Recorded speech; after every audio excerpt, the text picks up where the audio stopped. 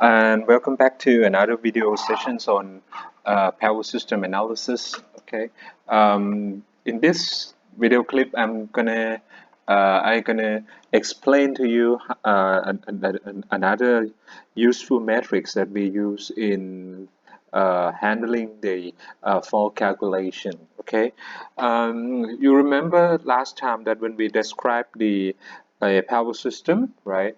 We are dealing with bus impedance metrics, right? In order for, bus admittance metrics or Y bus is generally used in power flow calculation. Okay, to remember power flow calculation, the objective of which, right, is to determine the bus voltages, So the network equation that used to describe the power system is, okay, we generally use the I is equal to bus impedance matrix, bus admittance matrix Y times V, right? You remember, we generally determine the variables that are in the equation like this, when you have the normal system, linear equation, system of linear equation, ax is equal to b. Okay, we try to find the x which satisfy this equation. Okay, and where the a is the coefficient matrix, right? And the B is the input, where the vector containing the inputs to the systems. It is similar way that the variable we are going to find is the V, and the I in this case is the input variable to the system of linear equation. So the I here would represent the current being injected to the system, to the bus, right? For example, we have bus I1, I2 up to IN. We have n buses, right? And these are normally, we model in terms of the current source, right? So these are typically known. These must be known, not typically, but it is mandatory to be known, right? And we want to find the V, in this case V1, V2, up to Vn. We have n equations, so we are allowed to have n variables, right? So the Y here is the symmetric matrix, right? That contains, meaning that, if you have n bus power system, so the dimension of the Y is n by n. Okay, you still remember the way we construct the Y matrix is very simple. The procedure is that when we are dealing with what we call diagonal element, right? The diagonal element of which is that if we consider the element 1 in the diagonal, okay, it meaning that the diagonal 1 is the summation of all admittances connected to bus 1. Okay, if we're dealing with the bus 1, meaning that the row and the column is the same, so we just use the summation of all the admittances, right? Where if you have the diagonal is like this, so this is diagonal, and we have a off diagonal. If you have off diagonal, for example, we have at this element we are considering y13. Y13 is what is an how do we find y13? It's a negative of the sum, or if you have just one, the negative of the sum of all admittances connected between bus 1 and bus 3. Okay, so you can see that it is a symmetric matrix in the sense that y13 is equal to y31. In this case, y31 is the sum of all admittances between which bus 3 and bus 1, right? So you see that if it's the same, basically it's the same admittance connected between bus 1 and 3 and 3 to 1, right? So this is the way that we deal with, forming the bus admittance matrix, which is very easy, right? Which is very straightforward in a sense to, find. You just look at the topology of the systems, and you consider bus by bus, right? One bus by one bus. If you consider the diagonal, just find the sum of all, whereby if you have off diagonal, you just have a negative sign of the admittances connected between each bus. Okay, and this is normally if you deal with off diagonal, it's just one admittance, right? Be connected between the two buses, because otherwise, if you have multiple of them, right, you can just reduce it, right? The bus, the admittance between bus 1 and 3, for example, here you have multiple of which, meaning that you can just lump these two up, and then you have just a single admittance between 1 and 3, right? So normally, if you see from the book, right, we just see just one admittance connected between the two buses. Okay. That was a power flow. So let's just deal with a different one. So you can see that this is the problem of determining power flow, is the problem of determining voltage, right? And we have also discussed another problem called fault analysis.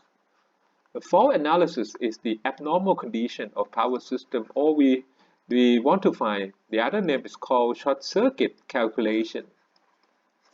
Okay. As the name suggests, right, we are trying to find a short circuit current. So the objective of this study is that we are trying to find the current. So the network, right, power system network, or network equation that we are dealing with in the fault analysis is V is equal to I times C times I. C times I. All right, where you have the current is the current is the variable of our interest. We are trying to find the current. The current is unknown, and the voltage must be known, right? So voltage must be known. So typically in this case, right, when we are dealing with the short circuit calculation, we are modeling all the generators in terms of the voltage source, right? Where in power flow, okay, we are dealing with the current source, but in power flow, most of the time the known quantities are transformed into the power quantities, right? So we just multiply on both sides, we just get the a complex conjugate of this, and you times this by V. So you remember SV times I conjugate, that become S. That's why we call a power flow equation, right? Because the known quantities are usually specified in terms of the power, right? That's why. But the variable that we are interested in is in it's on the right side of the voltage, right? So you can see that when we're dealing with fault analysis, right, that was a power flow. Let's just deal with the fault analysis. If we deal with fault analysis, the things that you need to describe the power system is through this admittance matrix, right? Impedance matrix. So this is called bus impedance matrix. This is the way we describe the power system. So you have to be able to analyze, I have to be able to compute the bus admittance matrix, right? Which is the topic of our interest in this lecture, right? You can see that when we deal with a simple power system or a small power system, the way we find the short circuit current is very straightforward. We have seen in the previous two video clips that for the simple power system, even you don't need to have such a, you don't have such a C building algorithm, C bus building algorithm that what we are going to discuss today, right? You just do the normal superposition, and you use the Thevenin equivalence theory That is enough to handle what we call symmetrical fault, right? You don't need to bother, learning all these Zbus things, right? But when you deal with more complicated or a larger system, this is more important, right?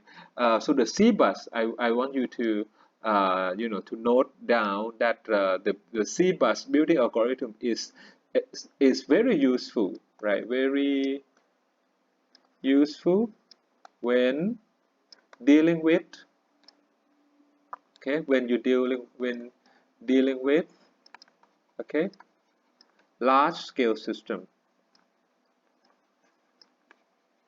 okay, especially useful when you deal with large scale system or multiple of buses. I mean, if you deal with three bus, we have seen in one of the example already that for the three bus system you could also use the normal circuit theory to solve it. But if you manage to do in the matrix form, that your life would become much easier. Okay. So you may wonder, why we should learn another algorithm. Why there is an algorithm here, right? You can see that the Y bus building is very easy, right? It's very easy. You just find you can look from the topology of the system. You can just sum all the admittances connected to the bus, where if you deal with that off diagonal, just put the negative sign. That was very easy, right? But do we have such simplicity for C bus algorithm? Okay, the bad news is that when you deal with the C bus, it's a little bit more tricky than the Y bus. So the algorithm of building the impedance matrix, it's not going to be as simple as the one of the Y bus. Okay, this is more difficult. Okay, it needs a little treatment. It's not that easy. Like it's not that easy. The keyword is that it's not that easy like building Y bus. Okay, this is the key. It's not that easy like building the Y bus. I will show you what do I mean by that. You may also argue why, knowing Y bus, why don't you just find the inversion? Why don't you just inverse the Y bus and get the C bus? That is correct, right? You know that if you want to get a C bus is simply the matrix Y bus, the inversion of Y bus, right? But everybody knows that doing the inversion, it's computationally burdened, right? Okay, so doing the doing in matrix inverse, okay, inversion, okay, usually it's usually hard, or it's usually computationally burdensome, okay, or it requires a lot of computational burden, right? That's what we mean by that. The first thing is that C bus is not easy to build like Y bus, and if you do the inverse, it's going to be hard and it takes a lot of computing efforts.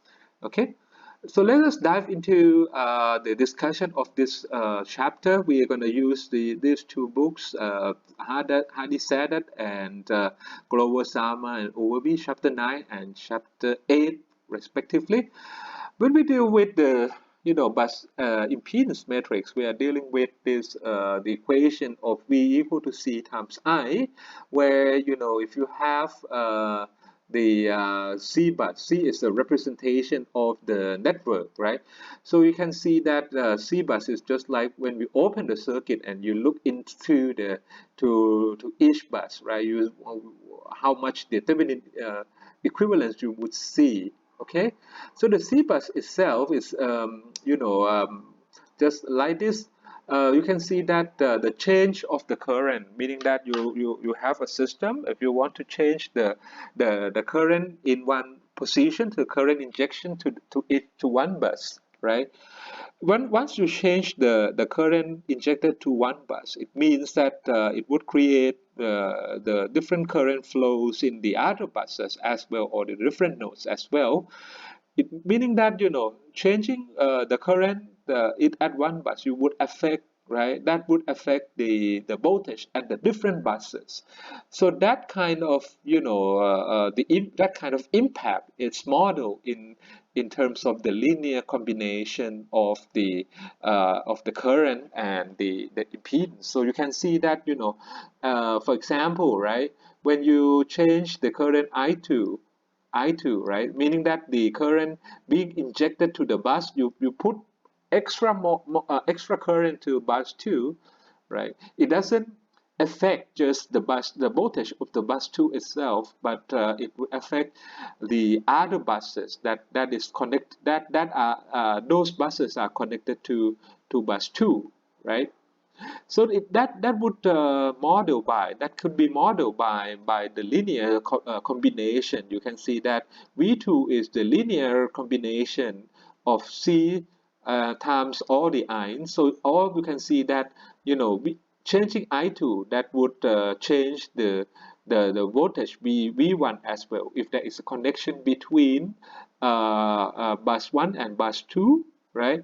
That kind of change is you give more current, the voltage will differs more. So the linear I mean the proportion, right, or the constant of variation is the C12. You can see because I2 times C12, right, is equal to V1, a part of V1. Okay, so that is to model the change, right, or the impact of the change of the current to other bus voltages, right? So if you just limit, okay, the current injection to be just only one bus. For example, we are looking at any bus K, right, where we inject some current to the bus K and the other currents to be zero. For example, you have three bus, for example, right? V1, so V2, V3, right? And you are trying to inject, right? You try to inject only one current to bus 2, for example. So you put I2 in this case, and the other current is become zero, okay? So how much would the voltage V1, V2, V3 should be? So it's pretty straightforward, right? So the V1 is what? V1 is C12, right? C12, because this C11 doesn't have any impact on the V1 because we multiply this by 0, and this is C13, right? So the V1 itself is what? It's C12 times I2, right? Okay, and V2, if you put V2, for example, we are not considering the voltage at the bus here, right? If you have okay, if you put V2, right? V2 is here, is C22, is I2. V3, you can see that C32, right? I2, okay, because this is C32, right? So you just multiply. So you can see that the voltage here is just a multiplication of the voltage here. I mean the impedance in the column vector like this multiplied by the current input, right? I2. Okay. Now you can see that the impedance over here, you still remember what we mean by that? The change of the I2, right? That would create the voltage change in V2. So the constant, I mean the constant of proportion, right? C22 is called, is called this is here. This is written here. Driving point impedance, right? We put the current this bus, and what is the impact of the voltage to that bus, right? The proportion or the constant of that proportion is the driving point impedance, all right? Where you can see that the C12 and C32 is called the transfer impedance, because this is the to model the transfer, right? The transfer of the impact between bus 2 and bus 1, bus 2 and bus 3, right? How much the change of the current in bus 2 that would create the change in voltage in bus 1 and bus 3, right? So that is called transfer impedance.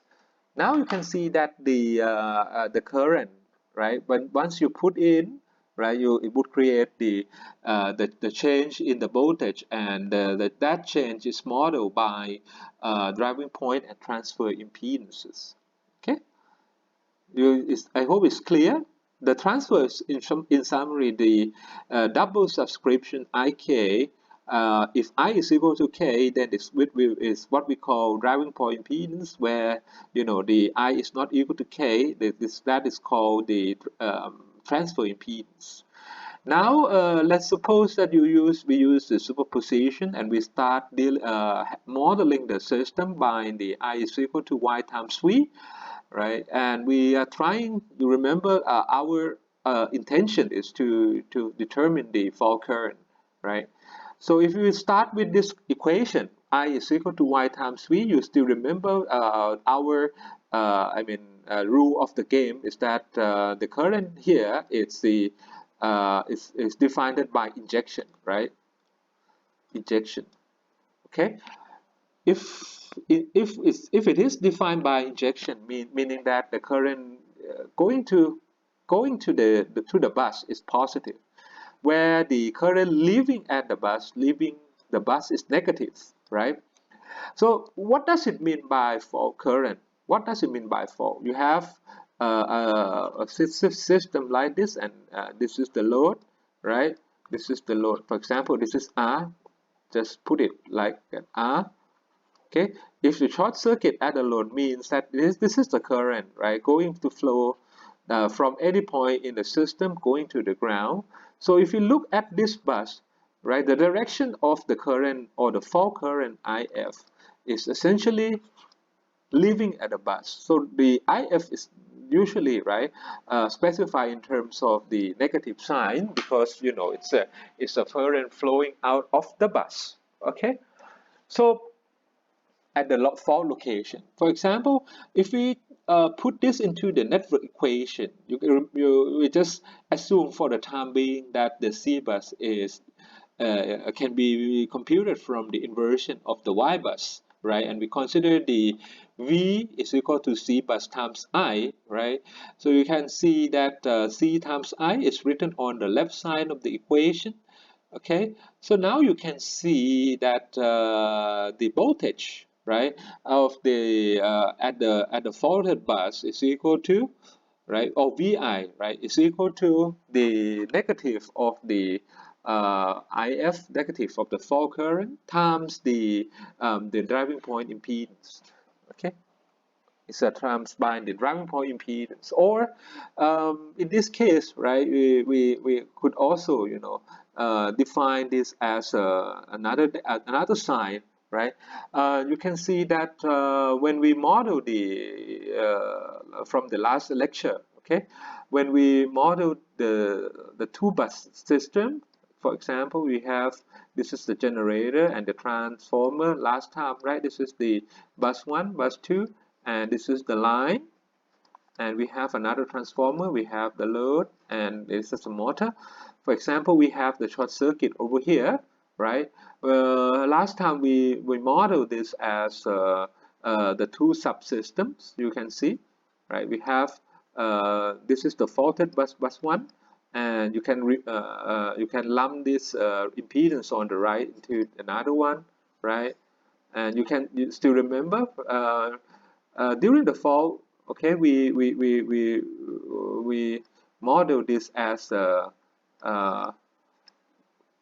right, voltage source over here, VF, and this is an IF, right, where you have you use the superposition, and the other network is like this.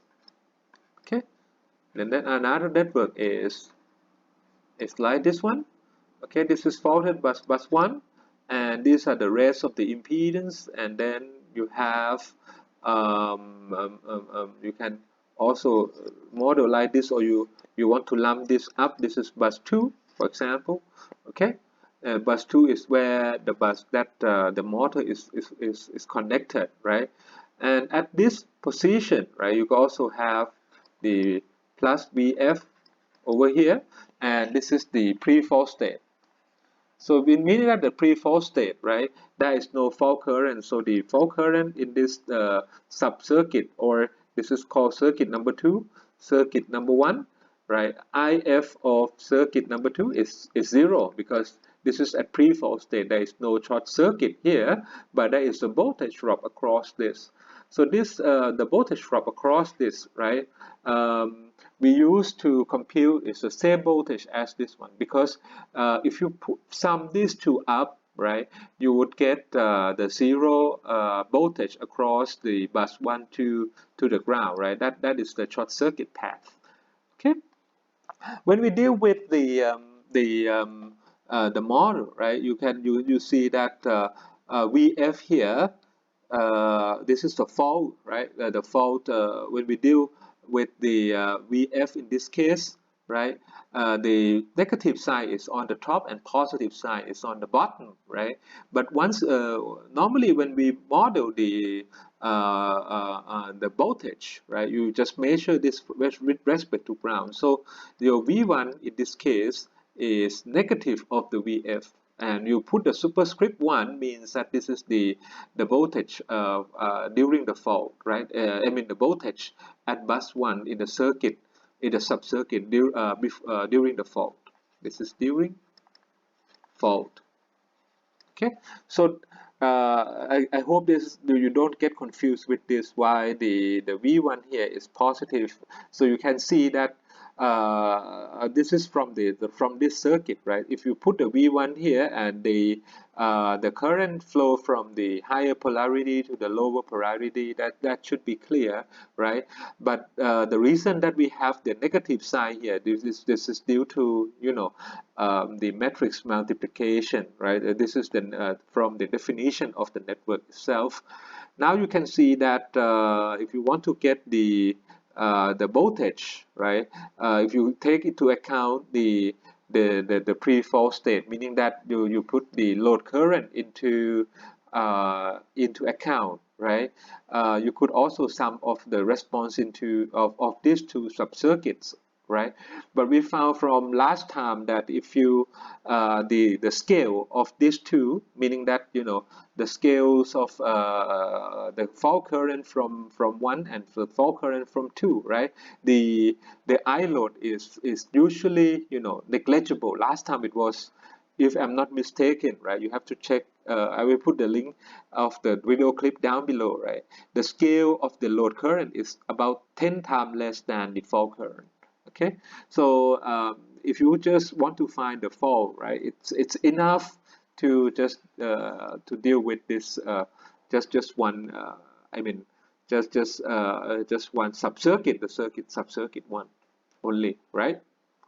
So you can see that this is the example 7.4 from Global Summer. This is a continuation of the example 7.3. You remember, this is the example in which we found the fault current using the Thevenin equivalence technique, right? In the first example here just introduced the three-phase or symmetrical fault to bus 1, and we've used you know, the two sub-circuit approach, right? That was a Thevenin equivalence to find the short circuit current, right? Last time we found that the short circuit current was negative J9.079, and today we're gonna try to solve in a different approach by using the Zbus, right?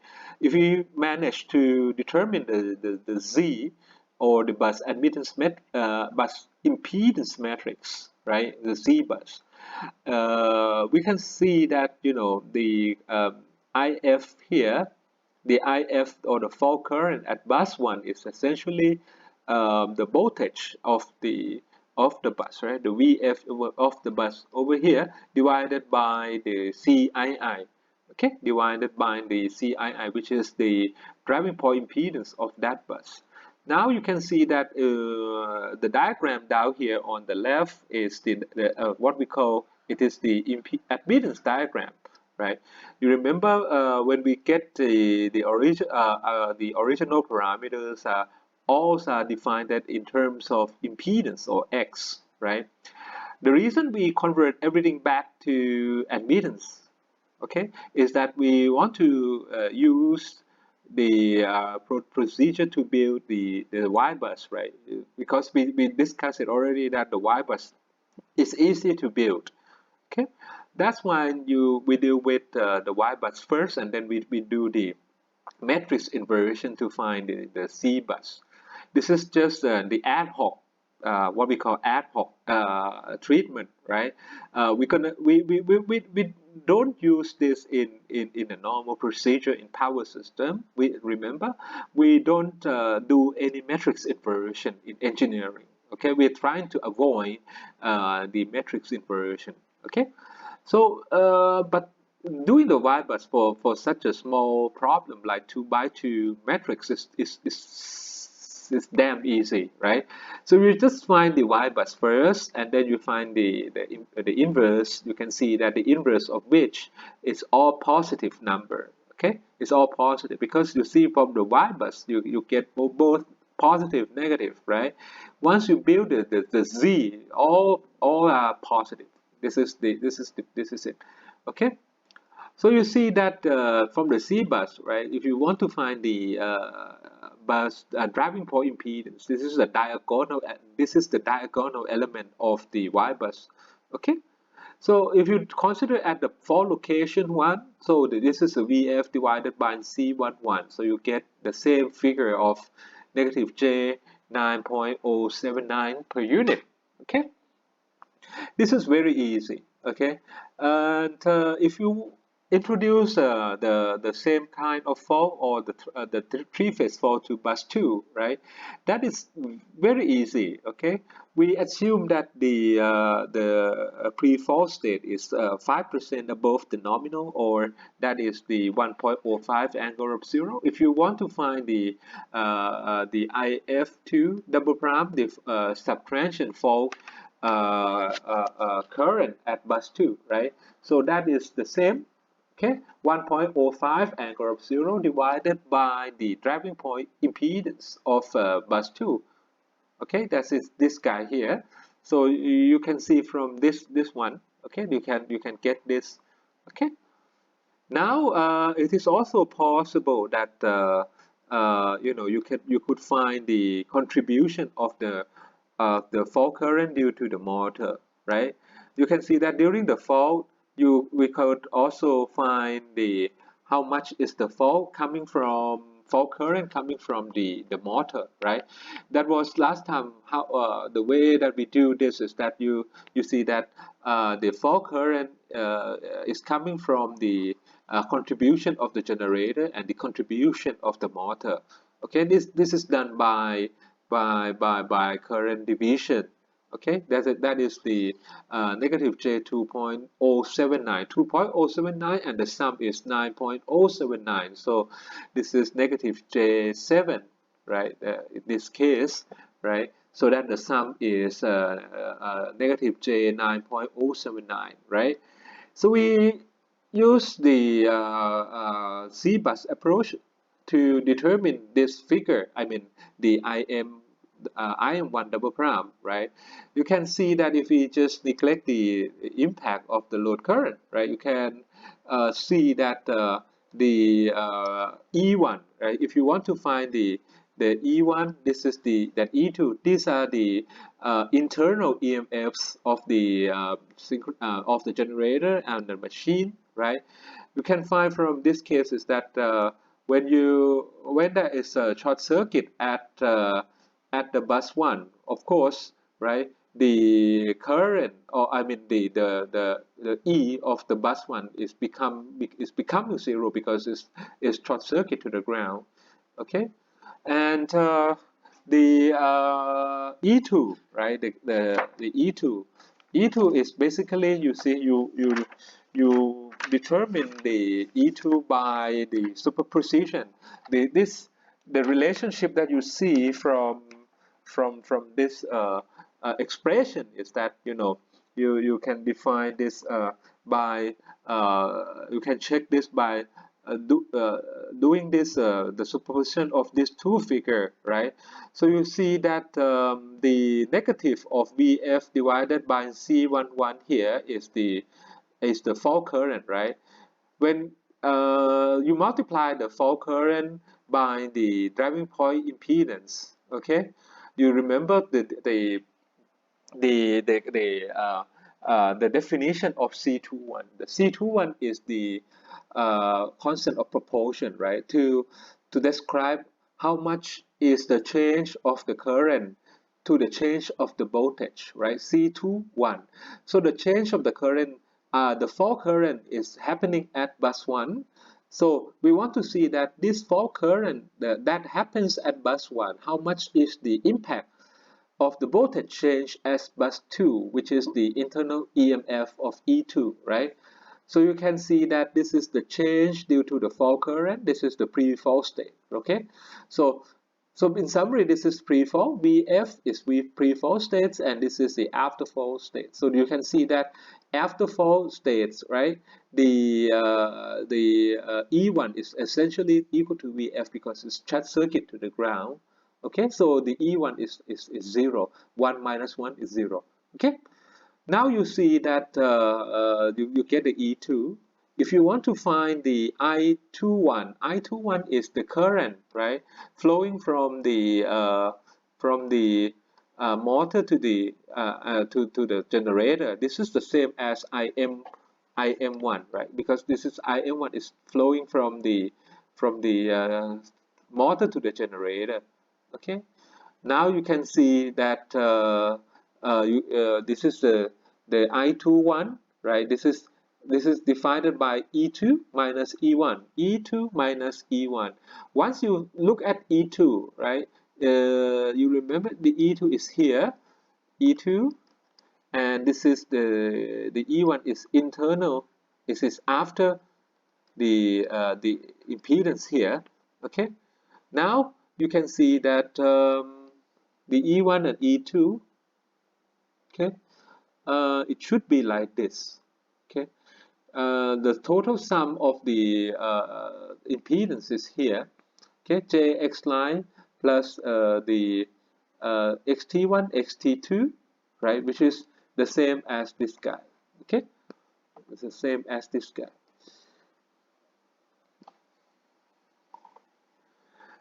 So you can see the same idea, right?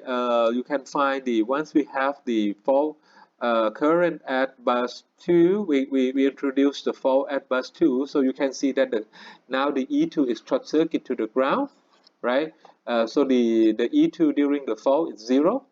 So you can see, right, the I21, this is the same as I from the G, right? IG1 double prime. If you decompose this into this figure during the fault, right? You can see that this is the negative J2.308. You can recheck, right? I will put this as a, as your own study, right? To recheck this calculation with Thevenin equivalent, right? We do the Thevenin's method. Okay, use this the Thevenin method and to check whether you get the same result or not. All right, and this is the things that we have learned. So the formation, right? That was easy. Now we are going to start the procedure of building how to build the Zbus matrix, right? I think we have dealt with this example already by the circuit calculation. Okay. Uh, Before we're going to build the Zbus, right? Let us review a little bit about the graph theory. But nowadays, the electrical engineering curriculum doesn't teach you the subject called network theory, right? But this is normally it's everything is useful, you see, whenever you have to use it.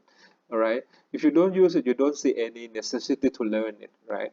But we will just do it quick, okay, without any complexity, right? So we're trying to model this what we call one line diagram or single line diagram, right? We are trying to use the graph to describe the same metric, I mean the same system on the left side. Okay, now you can see that the first graph of the figure A is the same as the graph on to the left. Okay, you may wonder how, what on earth is the same, right? You can try to map the relationship. You can see that when the generator, you see that this is the y and it's connected to ground, right? So the zero here is the ground of two sides of the two generator here. Now you see that the generator, okay, these are the nodes, right? The nodes of, or we call in graph is called vertex. Okay, it's called the vertex. And the nodes, as you learn from circuit, right? The nodes is the place where we connect the elements. So the elements in the graph is called edge of the graph. This is called edge. So the edge 1 0 or 0 1 here, at the edge 1 would represent the connection between the ground to this bus 1 or the node 1, the vertex 1. Okay, so this edge, okay, this edge would contains how many elements that the edge one contains. So one edge could contain a number or multiple elements. In this case, you see, from this case, right, you have the impedance connected to the ground, and you have the transformer here over here, right? So basically, this the edge one, right, contains the impedance of the generator itself, and also the leakage reactance of the transformer, right? So these are two elements, okay, and you can see that two elements are represented in by this edge. Okay, now you can see also, you see, the edge number two, you see the edge two, which is here connected between bus 0 and bus 2, or node 0 and node 2. This would contain these two, right, j.2 and j.2. So these are contain two elements as well. Okay, this is on the right path of this. Okay, this is on the right path of this one. So the connection between 1 and 2 is modeled by the edge number 4, which is in this case j.8. So similarly, j.4 and j.4 is defined by edge number 3 and edge number 5 over here, right? So it is clear, right? So the tree itself, the tree is the connected subgraph that contain all the nodes without forming the loop. So you can see that if it is forming a loop, the loop means it is a closed path, right? The tree itself is the connected subgraph. It's a connected of the nodes, right? We're trying to combine all the nodes without having the need to form, without forming a loop, right? So this the figure B on the right is shown the tree of this particular system. You can see that, you know, if we form the tree in this fashion, you have 2, 0, 1, and 3, right? You can see that this graph, right, this subgraph, I have to say subgraph because this is the subset of the full graph, right?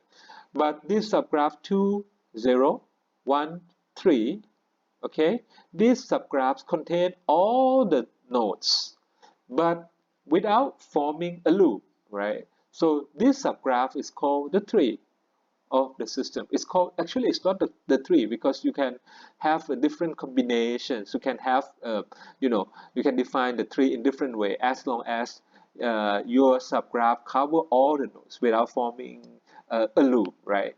This is this picture just to show one of the possible graph, Okay, so this is called graph. Okay, the rest of the graph, right? The rest of the graph is called core tree, or the links. Links are the remaining elements. Now you see that the branch, okay, it's called elements of the tree, of a tree.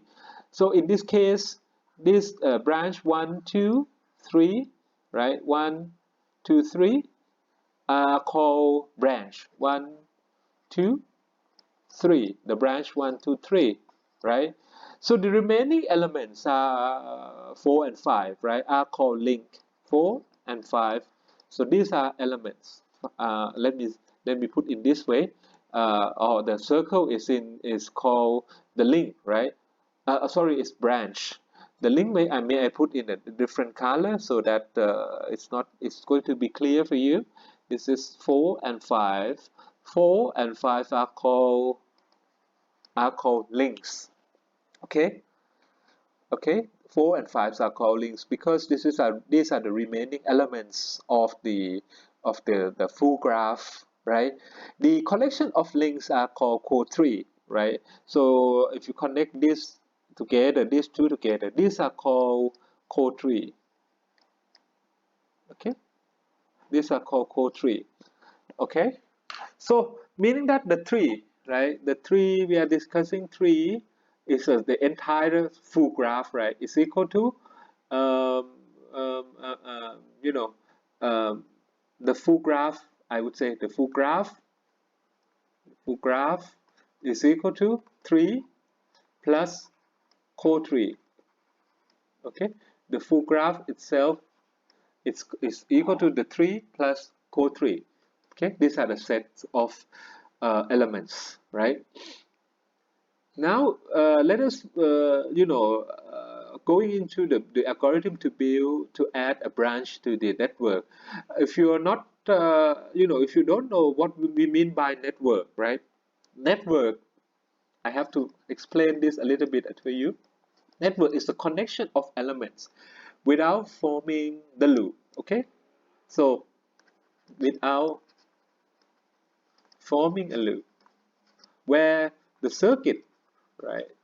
Circuit must be in a closed path, meaning that the circuit has to start from one position and end at the same position. Where the network is different. The network is a group of elements connected to each other, but it's not necessary to close it, right? To connect in the closed path.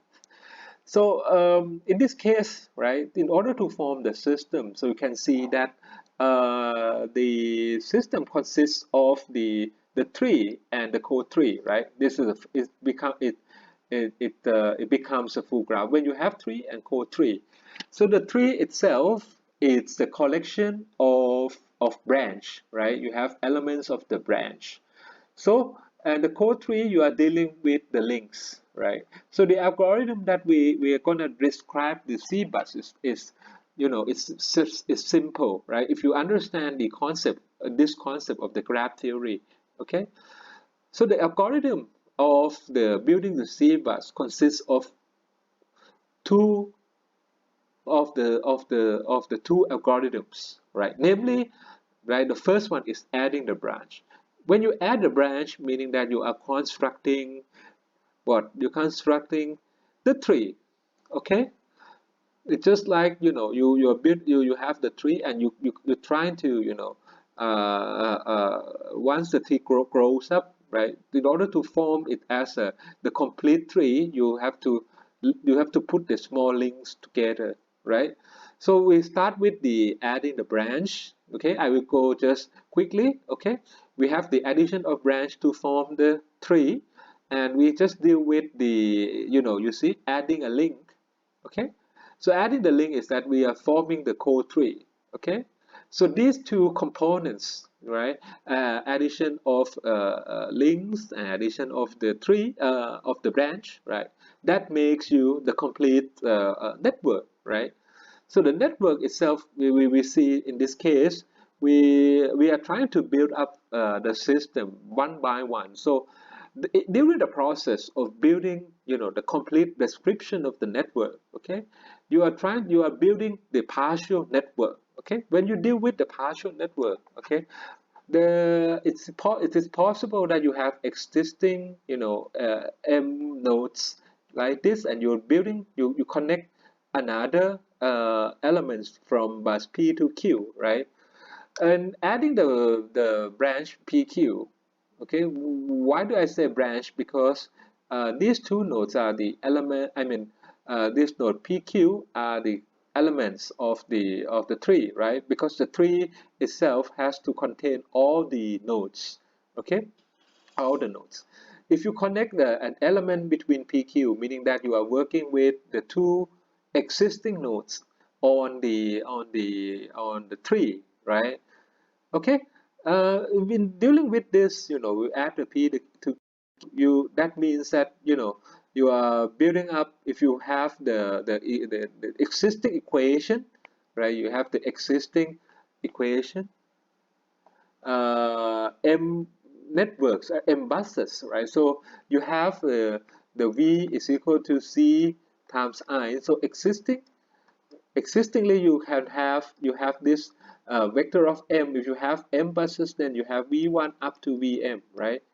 But now you are building another, you are introducing another nodes called q, right? So you just have to append the q, right, on the other, on the new one, on the new as a new row, right, in this case. And you have, soon after you append the vq here.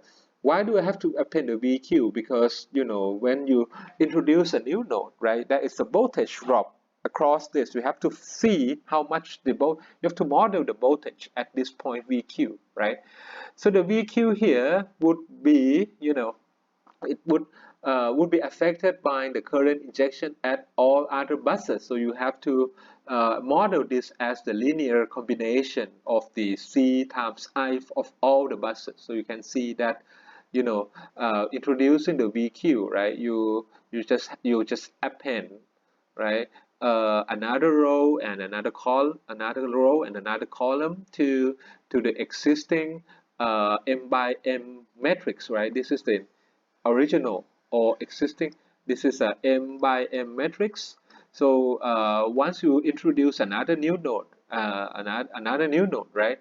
So you append one row and one column. So we have the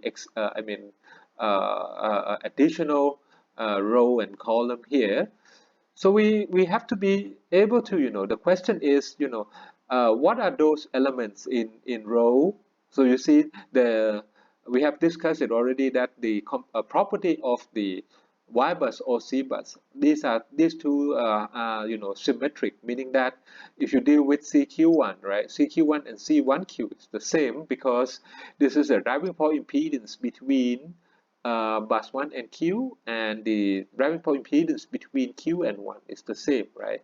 That is, defining the change of the voltage and the current, right? The rate of change of the voltage and current when you put, extra source to Q, and what would be the effect to 1 or 1 to Q, for example, right? So we're going to determine the what we call first in this column, right? This column, this row, these are off diagonal because it's not in the diagonal of the complete matrix, right?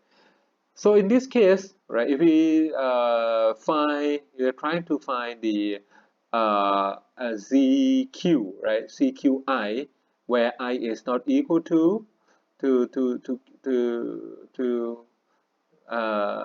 k is not equal to I. We put the source to any, we put the testing current source of 1 per unit in any bus I, where we set all the other k bus to be 0. We put current source to one of these bus without you know we, and we put 1 per unit, and the other I have to say this, we put one test current source to bus I, and we set other current injection at other buses to be 0. Okay, Now you see from the network equation itself, if you, for example, we put, I start from 1 to m, right? I put, for example, at bus 2, and we put 1 per unit, right? 1 pu current to this, and the other current to be 0. Now you see that the V1 is equal to the C1, I is 2, right? C1, 2, because all other current is become 0, right? In this case, the I here is 0. So you have V1 is equal to C1 I, V2 is equal to the impedance. The driving, I have to say this is, all these are driving point impedance, right? If you clear with this, it's okay, okay?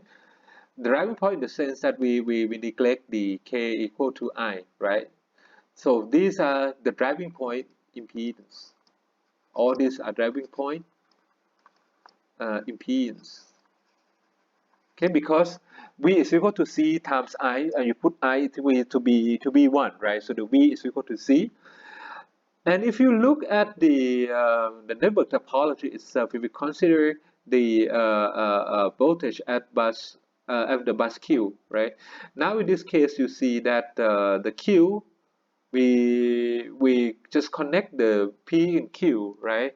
So the Q is not it's not connected to any other. It's not complete the loop. It's not connected to the reference, right? So meaning that the current flowing from P to Q is 0. It's clear, right? It's 0. Okay, and you can define the voltage difference. The current flow between P to Q is due to the difference of the voltage between P and Q. That means that the voltage at P is greater than Q, right? That's why VQ, okay, it's equal. It is a little bit tricky because in this case, you see VP, it's equal minus VQ divided by CPQ, right? CPQ is called primitive impedance. This is the element of the link here, okay? Not a link, it's a branch, right? And it's equal to IPQ, right? So in this case, okay, VQ it's equal to, okay, VQ,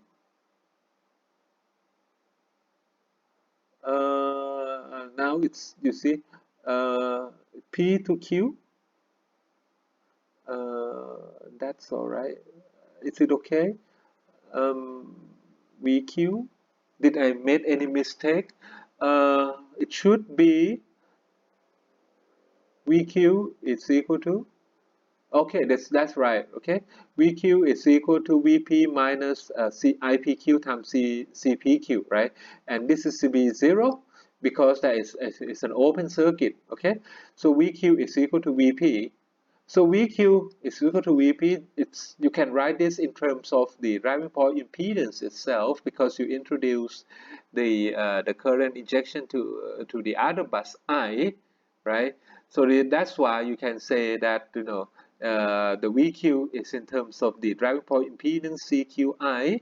Okay, you look at the line here. If you don't understand, the VQ is CQI and the VP is CPI. Now you can see that, you know, if you connect the Q, okay, you connect the new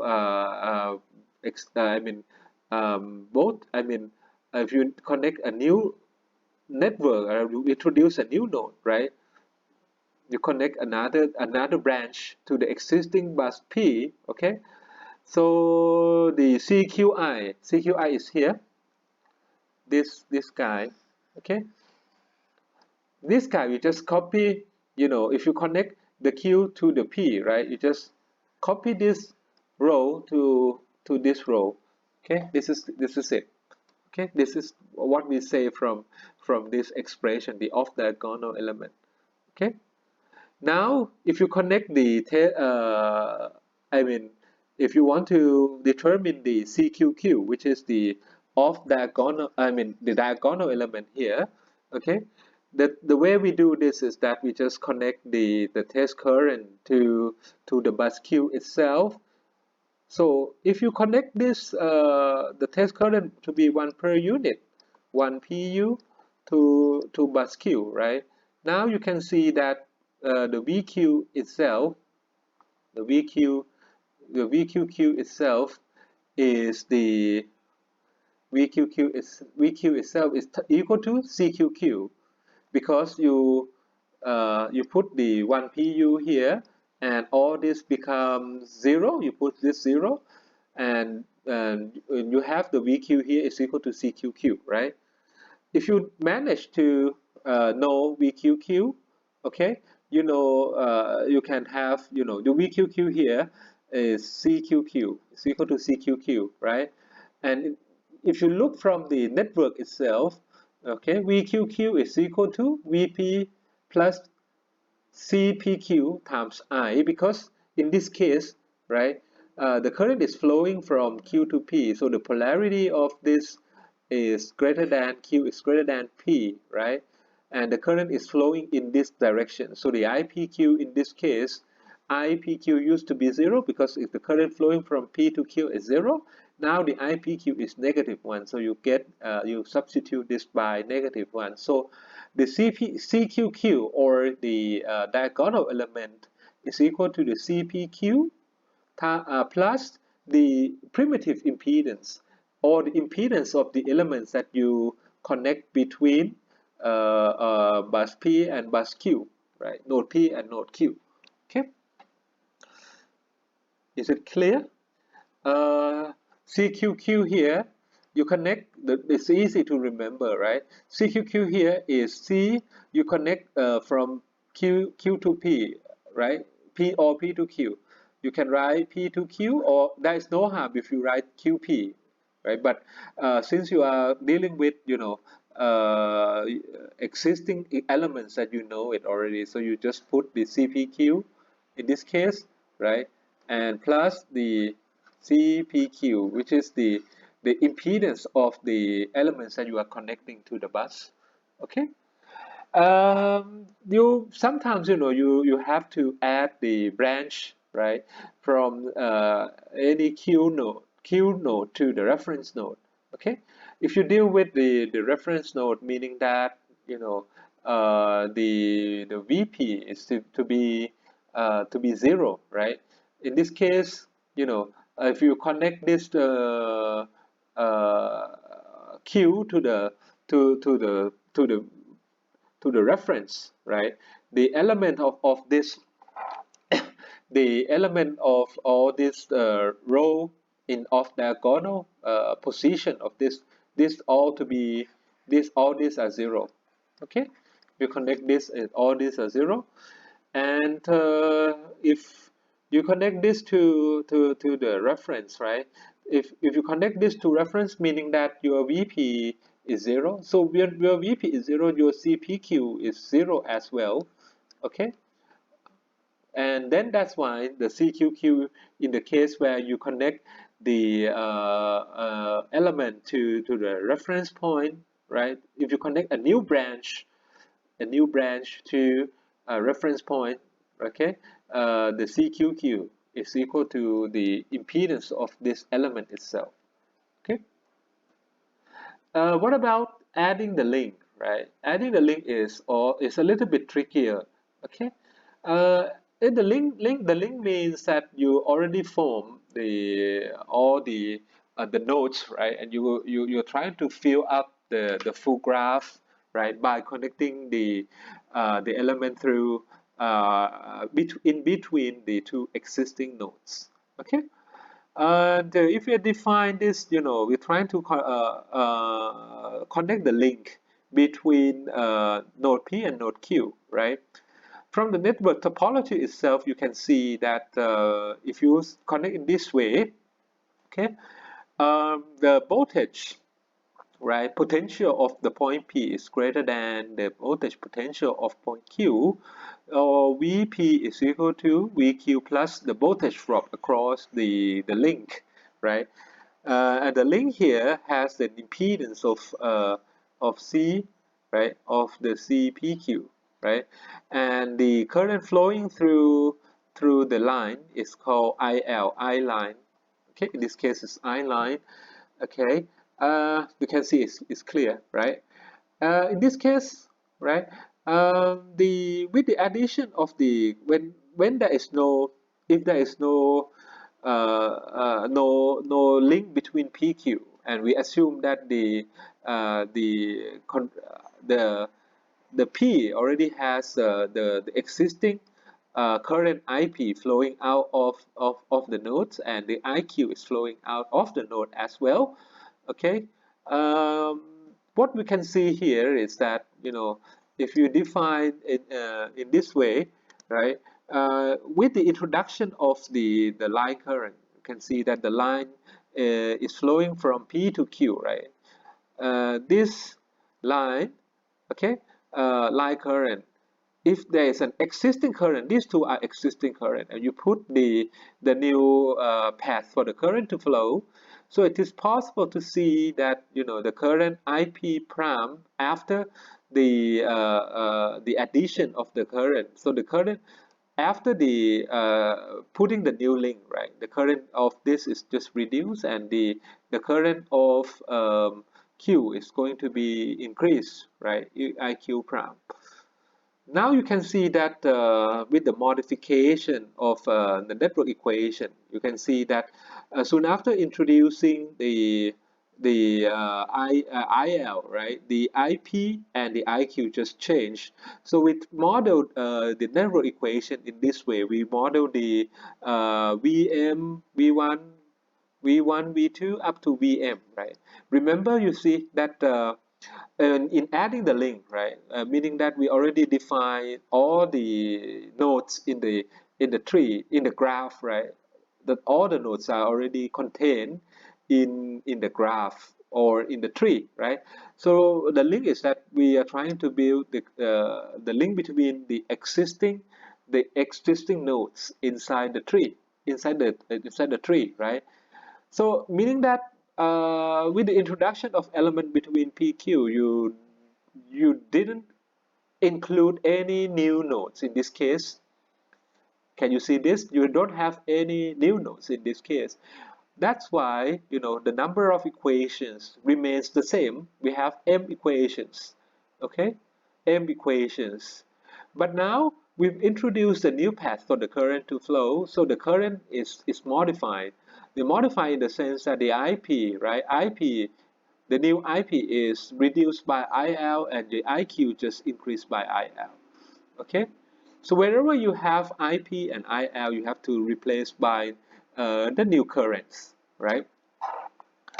So in this case, you see that the system of this equation, right? We have m linear equations, but now you have one additional variable. Okay, you have. I would suggest that you should highlight this one. You have an additional variable called IL. Okay, so notice that in this case we have m equation, but you have the new addition of the current IL due to the addition of a new link between P and Q, right? So in order to be able to solve this, you need another equation. Okay, the another equation is that you also have this. Okay, you have this the equation from the network topology, the voltage difference between the two buses, right? Now what you can see is that you just substitute the VP and the VQ from this VP and VQ, right? You substitute this VP and VQ into this equation, okay? That will result in the equation 9.43, okay? This is a new additional equation, right? In this case, you would see that this equation on the right side, since there is no introduction of the new voltage, it's clear, right? Because you replace all the voltage in terms of the multiplication of C and I. So resultant equation has a zero, right, on the left side, and you can see that you have modified, the equation in this form. Now you can see that with m plus 1 equation, now you have m plus 1 variables, right? So now is this system of equation becomes solvable, right? We have the same number of equations with the same number of variables, right? But this is important, this is critical. You have to look back to your original network, right? The original network, you have only m buses or m nodes, right? M nodes without I mean excluding the reference, right? That's why you can write the voltage equations with respect to the reference. Of course, you can write m equations. Okay, but now after the addition of the link between PQ, you see that we haven't introduced any new nodes to the any new node to the system, right?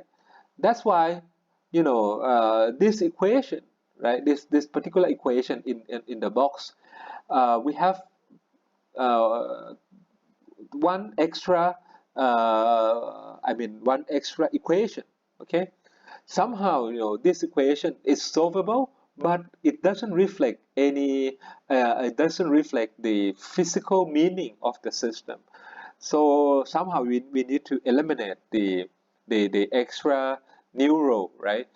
The elimination in this case, it doesn't mean that you just cross this out, right? Crossing out meaning that you haven't include the equation 9.43, right? Elimination in this way is that we try to incorporate, right, the extra equation into the existing, the existing m equations, right? The way is pretty straightforward, all right? The way we do is that we just rewrite the matrix in two forms. All right, you can see that the two matrices is like this one. We rewrite this equation into a compact form by cutting this into two pieces. You can see we have the first term, the first part is called Vbus. This is V. So the V here is the column vector of uh, m entries, right? In this case, this is V1, V2 up to Vm, and this is the last row of the equation, right? So this is the last row of the equation. We cut this into two pieces, okay?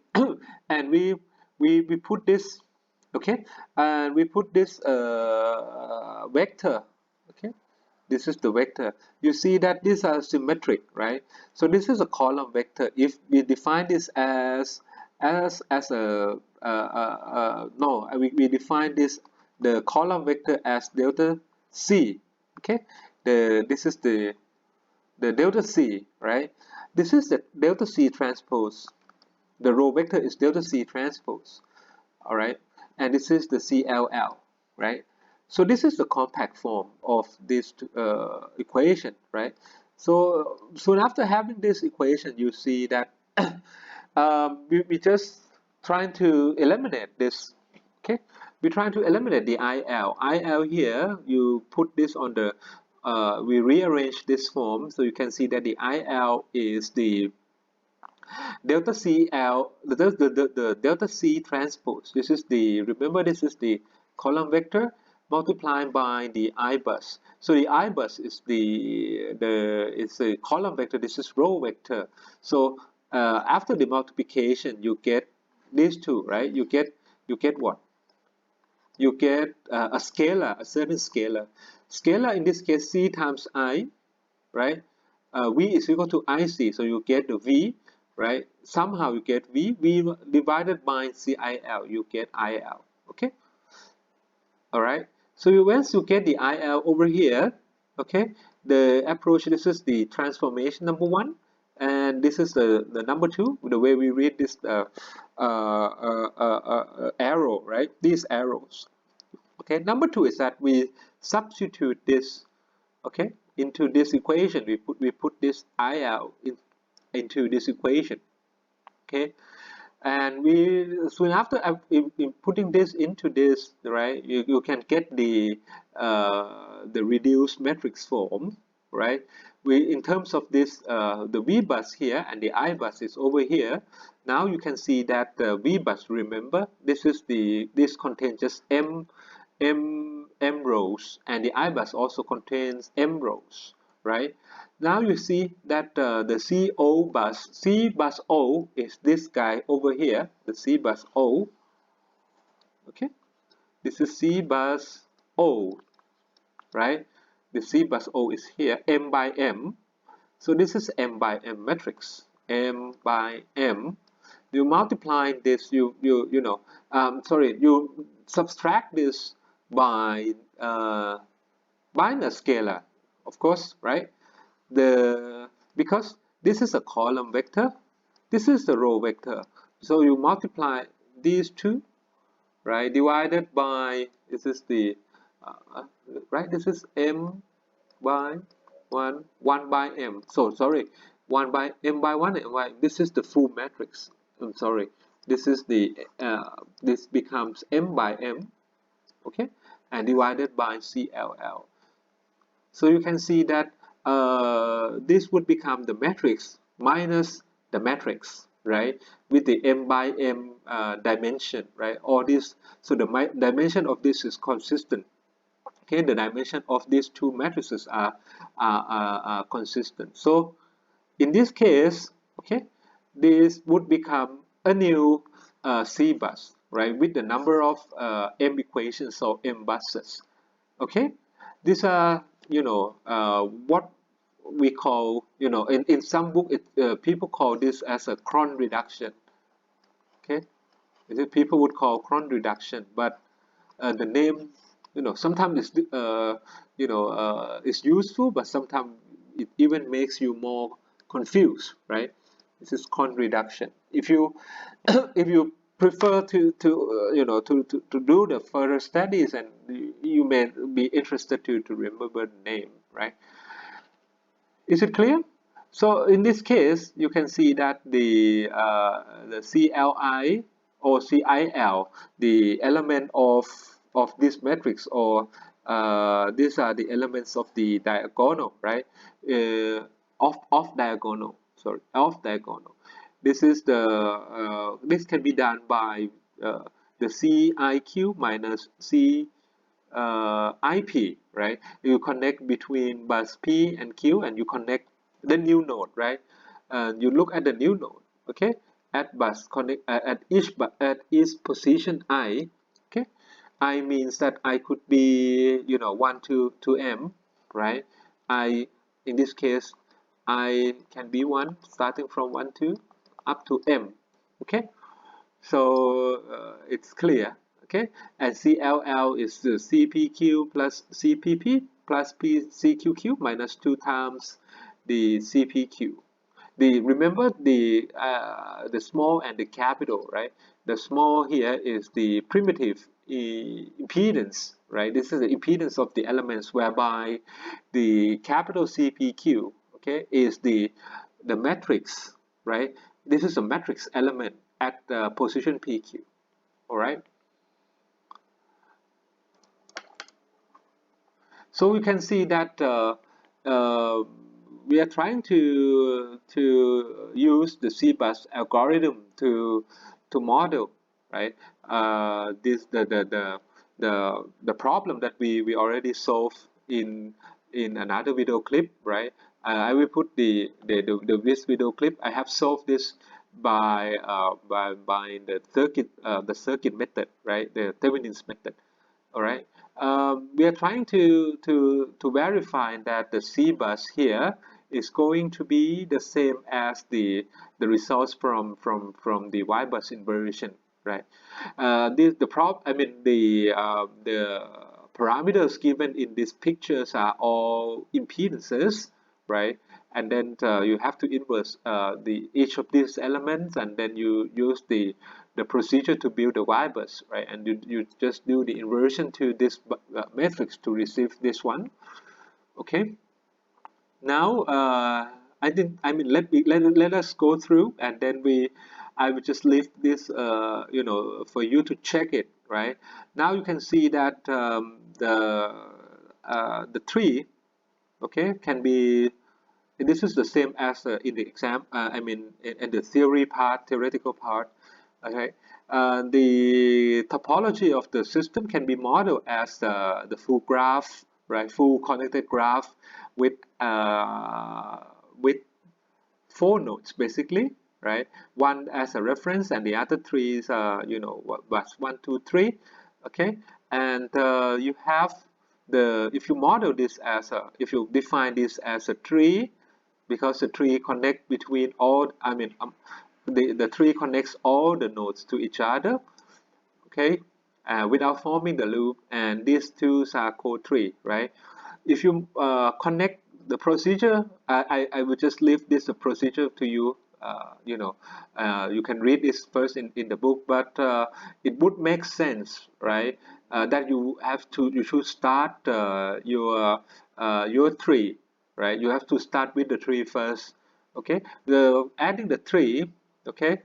Adding the tree meaning that you are adding a new branch, right? So the recommendation is that you start with the tree that connects to the reference first. Okay, that's why in this case, right, the branch 1 and 2 are started first, because the branch 1 connect between the node 1s and the reference, and the branch 2 connect between the nodes 2 and 0, right?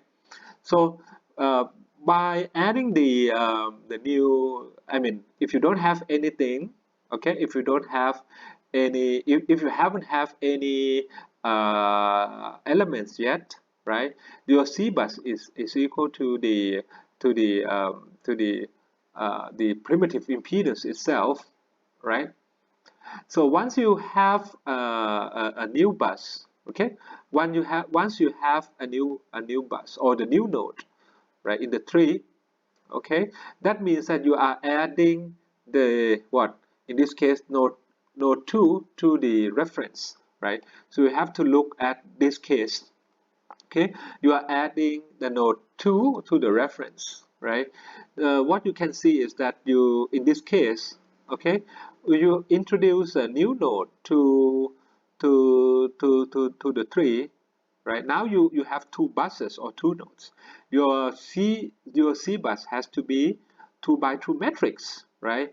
From this slide you can see that the off diagonal, you can see that CQI equal to CPI equal to 0 means that all off diagonal of the new matrix becomes 0. So you just have what? You just have the CQQ, which is that in diagonal, right? Now you see you used to have J 0.2, right? And this picture says that you have off diagonal to be 0. Where is the off diagonal in this case? Just 2 by 2. You have 0 and 0 in here. And from this picture, you see that the CQQ, right? Now Q becomes 2. Okay, that means C22, okay, is equal to PQ, which is what? Which is the impedance between 2 and 0. This is 0.4, right? So just put 0.4 here, okay? So this is the connection in red, right? This is from line 1 and 2. For 3, right? This is clear, right? We connect the 1 and 2 0, 2 and 2 0. Okay, it's clear. Now in 3 you connect the branch 3. The branch 3 connected between bus node 1 and 3. Okay, node 1 is an existing, and you introduce the new node, right? So now your matrix becomes what? Becomes 3 by 3, right? The matrix becomes 3 by 3. And the case is you connect between, right? You connect the element 3 or the branch 3 to PQ bus 1 3 1 3. Now you have the existing. This is C bus O. This is the existing element. You have 3 by 3, right? And then you connect, in this case you introduce one column and one row vectors, right? And in this case, okay, you introduce with line element 3 to the node 1, right? Now you can just, what you can see is that you look at this slides, okay? Look at these slides. For off diagonal, you connect new q, which is 3, and p you connect to existing 1, right? So your c3, your c31, c32 is equal to c11, right? c12, okay? So in this case, this is c11, c12, okay? c11, c12, because, right, you connect this to bus 1, okay? Bus 1. So this is p, okay? This is q, right? It's clear. And if you know this one, you know this one. This is just the transposition of this guy, right? And this guy, C11, right? It becomes, this would becomes, C11 plus C13. Okay, the C11 is point 2, J point 2, and you add 13 is plus J point 4. That's why you becomes J point 6, right? And J11, C11, capital C. You have to be careful with this, the element of this guy coming from this, coming from the Zbus old, okay? So this C11 is this guy here, and C11 and 0, because C12 is 0 here, right? Now we have finished, with the tree. We have built up the tree. Now we deal with the, we add the branches of the tree. Now we build up the core tree. If the core tree is at is 4, 5, right? This is a core tree. Element 4 and element 5 are called links. Okay, so we add the link 4. When we add the link 4, you see that we just use this case. If you put the link 4, right, you put you introduce an additional row, right? You put another row, because you introduce the IL, you introduce the current flowing path, right? In this case, you introduce another new row, another new column, okay? And the row here and the row column are symmetric, right? And you can see that this is the CO. In this case, this is CO from the previous step, the Zbus from step 3. This is all this is old, right? Because we are dealing with the step 4, right? In this case, right, you can check the result here. You connect between CIQ minus CIP. This is becomes the line I, right? CIQ, CI, sorry, this is CIQ or QI. Q, this is IQ, right? IQ minus CIP, right? CIQ and CIP. So you see we connect bus. What is the Q and P? Okay, you connect. It doesn't matter, right? You are dealing with branch 4. You connect between 1 and 2, right? So you can start. You can use any of this. You can say that it connect between 2 and 1, or 1 or 2, because these are symmetry, right? So you could do in any form, right? That's why we pick up the Q. Q is here, and P is here. Okay, Q is P, and P is here. So that's why we have the, in this case, right? We start with C21 minus C12. This is C22 minus C21, right? Okay, Li. Okay, this is 2.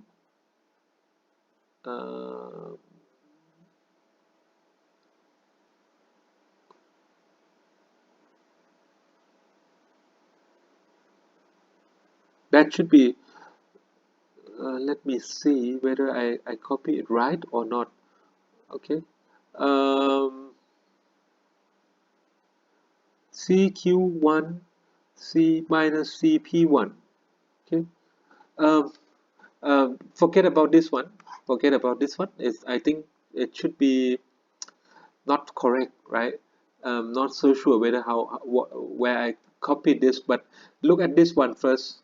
Okay, the correct index, it should be like this because this is CQI minus, in this case, okay, CL1. CL1 should be CQ1 minus CP1. So in this case, QI minus, right, Q. So the Q is here, the P is here. This is C Q I. I is 1. In this case, I is 1. Okay. CQI minus CPI. CQI is 2. In this case, for in this element, Q is 2, I is 2, right? C22 minus C221. Okay. So in summary, this is the correct formula should be CQI minus CPI, right? So CPI.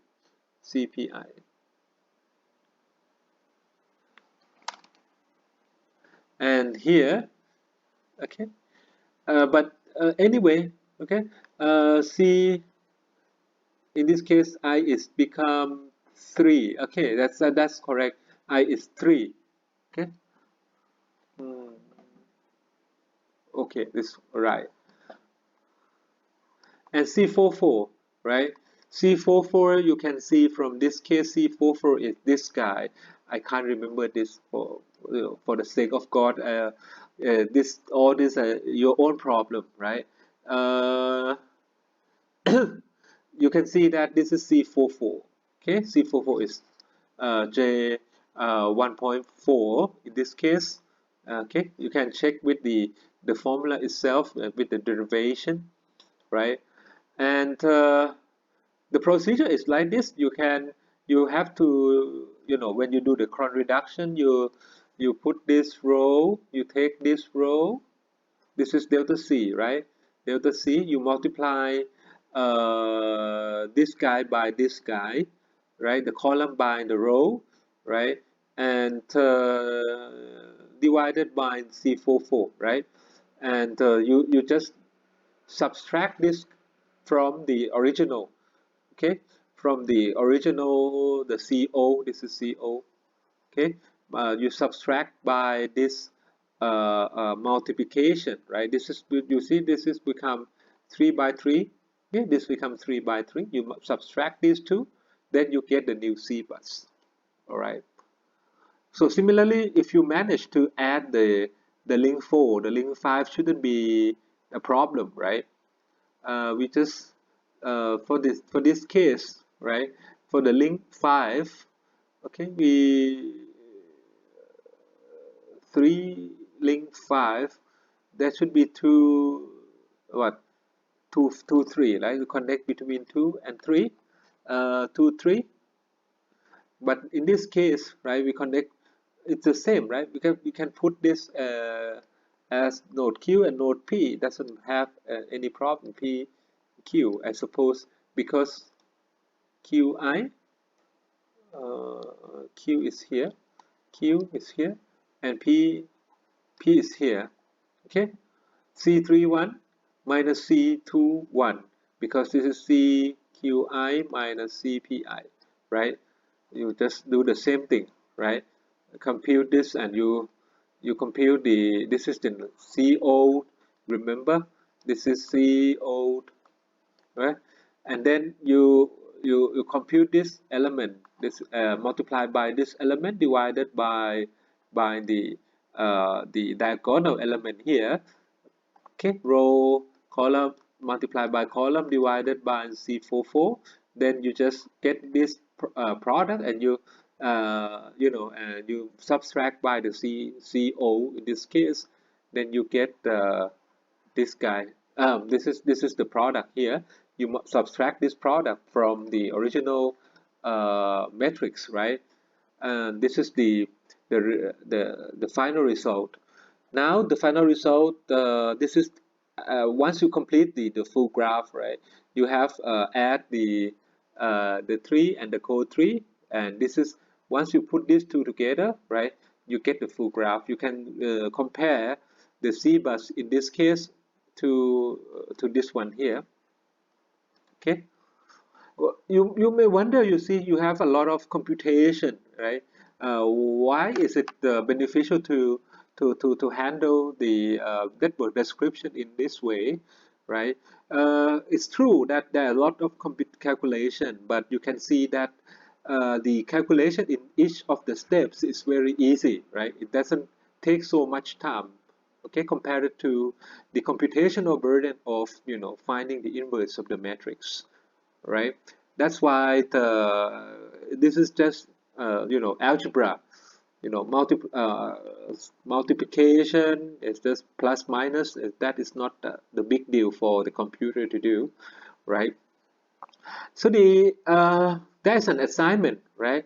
You should repeat the example in SADAT 9.1. The example 9.1 is the example in which we use the Thevenin equivalence, right, to find the short circuit current in three different locations. This is the three locations. You remember, we assume different locations of fault, right? And we find the fault current. So the assignment here is to repeat the example 9.1 using the Zbus matrix we obtained to calculate the fault currents at buses 1, 2, and 3, right? And depend upon where which university you look for to this video, right? You can submit the assignment as per my direction, right?